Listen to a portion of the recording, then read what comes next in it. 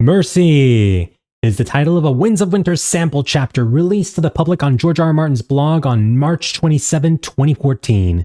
It follows the exploits of Arya Stark as she continues to carry out missions for the Faceless Men, donning the faces of people who died long ago, in order to slip seamlessly through the streets of Braavos and take out some unsuspecting targets.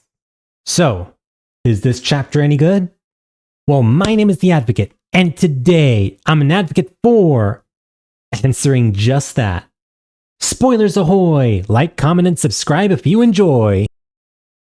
So this chapter is a weird one.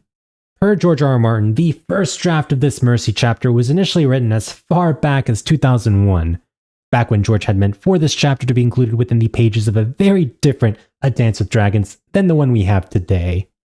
More importantly, this chapter was also meant to encompass the perspective of a much older Arya Stark, as George had been planning to include a 5-year time jump within his story after the events of A Storm of Swords. However, while in the middle of writing a 5 years into the future A Dance with Dragons, George realized that although a time skip worked pretty well for the younger characters such as Arya, Sansa, and Bran, it didn't quite work so much for the older characters like Cersei and Stannis, who wouldn't just sit idly by for half a decade in the middle of a war doing nothing. So in 2002, Martin scrapped the idea of a time skip and retooled the Mercy chapter to follow a now 11-year-old Arya as opposed to the initially envisioned 16-year-old Arya. Additionally, as we've discussed many times before, A Dance with Dragons was also getting a little bit too bloated there as it was nearing publication.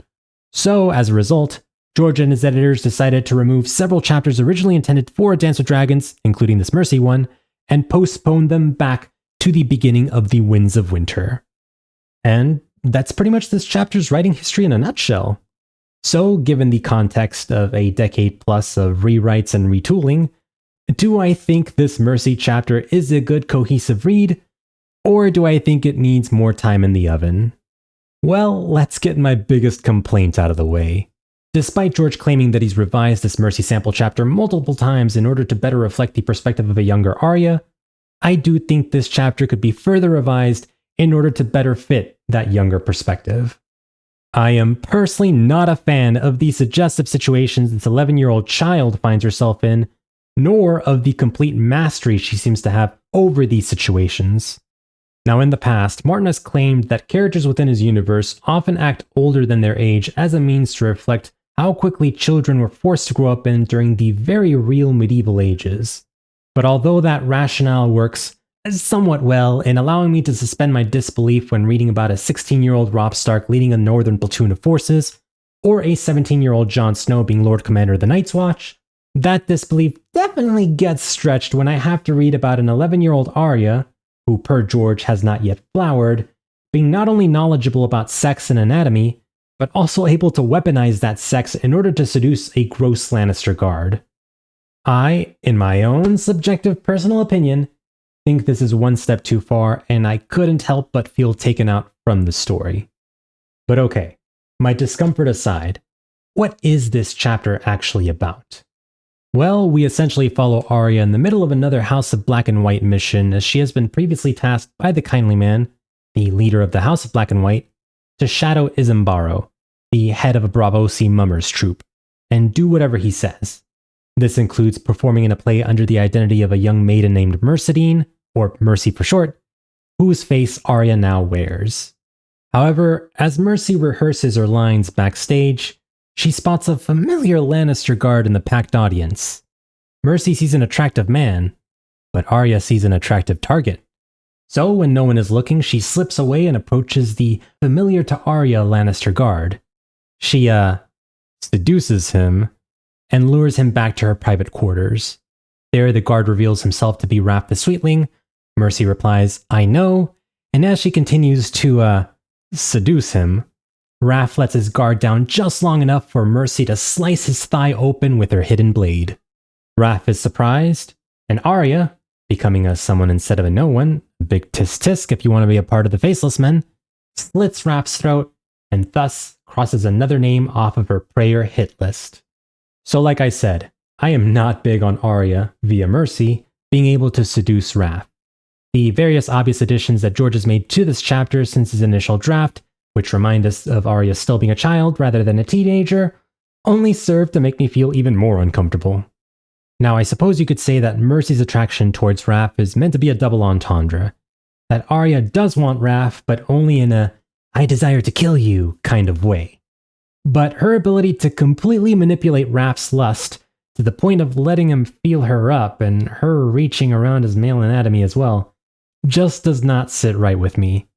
Additionally, her mastery of seduction feels far beyond the capabilities of an 11-year-old girl that this whole stretch, personally, breaks my immersion just a bit, and I honestly think this whole section could benefit from a rewrite. But removing the sexualization that is prevalent throughout this entire chapter, I will say that as a whole, this is probably my favorite Arya chapter since the Storm of Swords. George's prose is once again stellar as he really immerses us in the murky grossness of this Braavosi theater. It really does feel like we're backstage with Arya here as she's essentially running around doing various chores for all the different cast members before the start of the play. But beyond that, it's really the writing for Arya's internal monologuing that really shines throughout this chapter. This is a more mature Arya than the one we last left off in A Dance with Dragons. Sure, she's grown into quite a proficient killer by the looks of things, but it's the nonchalant way in which she views her surroundings that really shows us how Arya has grown to develop a razor-sharp wit. Now, out of fear of violating YouTube's content policies, I won't quote verbatim all the things Arya thinks on during her time immersed as Mercy, but let's just say she has developed a certain black humor to how she views her character's upcoming part in the play.